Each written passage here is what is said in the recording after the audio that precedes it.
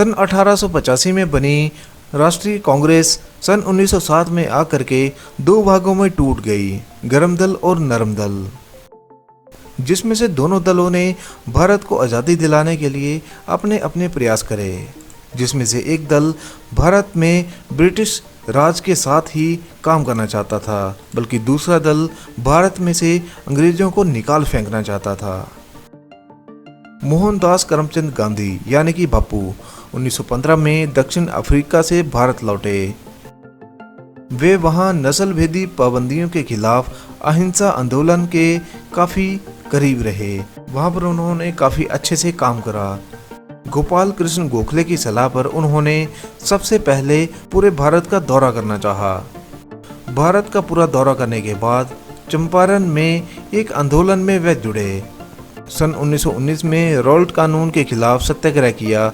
ये ब्रिटिश शासन के खिलाफ महात्मा गांधी जी का पहला आंदोलन था। आंदोलन को दबाने के लिए ब्रिटिश अधिकारियों ने काफ़ी हथकंडे अपनाए। अप्रैल 1919 में बैसाखी वाले दिन जलियांवाला बाग में इकट्ठे हुए लोगों पर गोलियां चलाई गईं, जिसमें से 400 लोग मारे गए। जलियांवाला बाग हत्याकांड और खिलाफत आंदोलन 1920 और 21 में असहयोग आंदोलन के नाम से शुरू हुआ। विदेशी कपड़ों को रास्ते में जलाया जाने लगा। देश के अलग अलग हिस्सों को एकजुट करके आंदोलन के साथ जुड़ने के लिए प्रेरित करा गया। फरवरी 1922 में किसानों ने चोरा चोरी पुलिस थाने में आग लगा दी। 22 पुलिस कर्मियों के मारे जाने के बाद तब महात्मा गांधी ने असहयोग आंदोलन वापस ले लिया। जरूरी बात यह भी है कि इसी दशक में राष्ट्रीय स्वयंसेवक संघ और राष्ट्रीय कम्युनिस्ट पार्टी जैसे परस्पर विरोधी विचारों के दल भी निकल करके सामने आए। उसमें कांग्रेस पूरी तरह से गांधी जी के प्रभाव में थी। पंडित जवाहरलाल नेहरू की अध्यक्षता में कांग्रेस ने 1929 में पूर्ण स्वराज्य का प्रस्ताव सामने लाया। 26 जनवरी 1930 को पूरे देश में स्वतंत्रता दिवस भी मनाया गया। हिंदुस्तान सोशलिस्ट रिपब्लिक पार्टी भी बनाई गई। लाला लाजपत राय को पुलिस कर्मियों ने लाठी से मार डाला।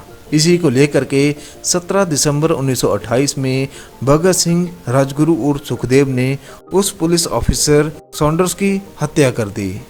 इसके बाद बीके दत्त के साथ मिलकर के भगत सिंह ने 8 अप्रैल 1929 को केंद्रीय विधान परिषद में एक बम फेंका। क्रांतिकारियों ने पर्चे पर लिखा था कि उनका मकसद किसी की जान लेना नहीं, बल्कि बहरों को सुनाना है। भगत सिंह, राजगुरु और सुखदेव को 23 मार्च 1931 को फांसी पर चढ़ा दिया गया।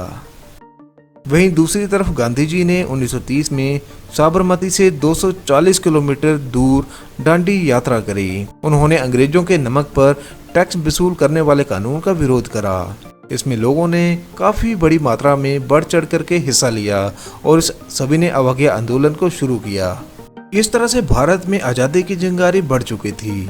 सन 1935 में गवर्नमेंट ऑफ इंडिया का एक्ट बना। सन 1937 में चुनाव भी कराए गए। तो 11 में से 7 प्रांतों ने कांग्रेस की सरकार बनने की इच्छा जाहिर करी। 1939 में दूसरा विश्व युद्ध छिड़ गया। कांग्रेस के नेता ब्रिटेन की मदद करना चाहते थे, लेकिन बदले में भारत की स्वतंत्रता की मांग करने लगे। अंग्रेजों ने बात नहीं मानी तो कांग्रेस सरकार ने इस्तीफे दे दिए। महात्मा गांधी ने दूसरे विश्व युद्ध के बाद भारत छोड़ो का नारा दिया। इसे दबाने के लिए ब्रिटिश सरकार की हालत खराब हो गई। कई इलाकों में तो लोगों ने अपनी सरकार बना डाली थी। उसी समय में महात्मा गांधी की कांग्रेस सरकार से पकड़ कमजोर हो गई थी। इसी बीच सुभाष चंद्र बोस ने कांग्रेस नेताओं के मतभेद में अपनी पार्टी छोड़ दी और 1941 में जर्मन के रास्ते सिंगापुर पहुंचे। वहां पर आज़ाद हिंद फौज बनाई गई। ये फौज 1944 में इम्फाइल और कोहिमा के रास्ते भारत में एंट्री करने से नाकाम हो गई और अधिकारी गिरफ्तार हो गए। दूसरे विश्व युद्ध के बाद 1945 में अंग्रेजों ने कांग्रेस के साथ और मुस्लिम लीग के साथ मिलकर के स्वतंत्रता पर बातचीत शुरू कर दी। मुस्लिम लीग चाहती थी कि उन्हें भारतीय मुसलमानों का प्रतिनिधि बनाया जाए, लेकिन कांग्रेस राजी नहीं थी। दोनों के बीच मतभेद होने के कारण भारत और पाकिस्तान का विभाजन हुआ। 14 अगस्त को पाकिस्तान और 15 अगस्त को भारत स्वतंत्र देश बना। 15 अगस्त को देश आज़ाद हुआ और लाल किले के पास पहले प्रधानमंत्री जवाहरलाल नेहरू ने दिल्ली के लाल किले पर स्थित लाहौरी गेट से तिरंगा फहराया। तो दोस्तों ये कहानी थी भारत की आज़ादी की। तो दोस्तों इतिहास पर आपको ये वीडियो कैसी लगी प्लीज़ कमेंट करके हमें ज़रूर बताएं। अगर आपको ये वीडियो पसंद आती है तो प्लीज़ वीडियो को लाइक करें और इतिहास के बारे में और अधिक जानने के लिए इस चैनल को ज़रूर सब्सक्राइब करें। तो दोस्तों मिलते हैं हम अगली वीडियो में, तब तक के लिए जय हिंद।